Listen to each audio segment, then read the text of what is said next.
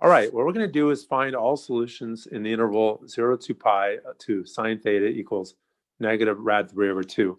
What I'm going to do is I'm going to start off with the reference angle. And when I do the reference angle, and I think it's the way I think we should all do it, maybe, is I strip away the negative and just, well, take the absolute value. And I write sine theta reference is rad 3 over 2. And that's opposite over hypotenuse.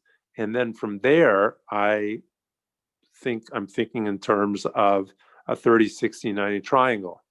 Opposite the angle is rad 3 and the hypotenuse is 2. And then I memorized to get the other side is 1. And I know the leg side 1 is less than rad 3 in length. And so that corresponds to 60 degrees. So my reference angle is pi over 3. Now, I go over perhaps, or maybe not, but maybe you could avoid using the circle, but I do the circle, either on my head or somewhere.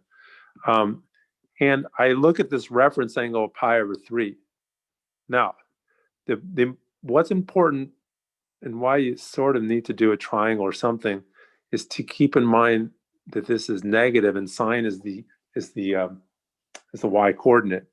So you're looking in quadrant 1 and quadrant 4, and you're looking for a reference angle of pi over 3, and the reference angle is the angle made with the x-axis. So in both cases, pi over 3. Now it's up to us to just fill in the blanks. Pi is halfway around the circle, and I'll write that as 3/3 pi, get a common denominator. 3/3 plus 1/3 makes 4/3. Now see, once I get the reference angle as pi over 3, I know my final answer is going to be some number over 3 pi. So I have 4/3, add another thirds and get 5/3. Or what you could do is you could think of 2 pi is equal to 6/3 pi, and you're backing up 6/3 by 1 to get 5/3. And so those are our two answers that are in radians. The problem is applying radians because it says between 0 and 2 pi. So we get theta equals 4/3 pi, 4/3 pi, maybe theta 1.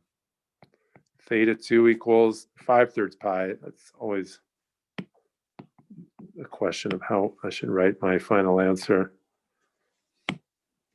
At least write it neatly. Okay. And that's that.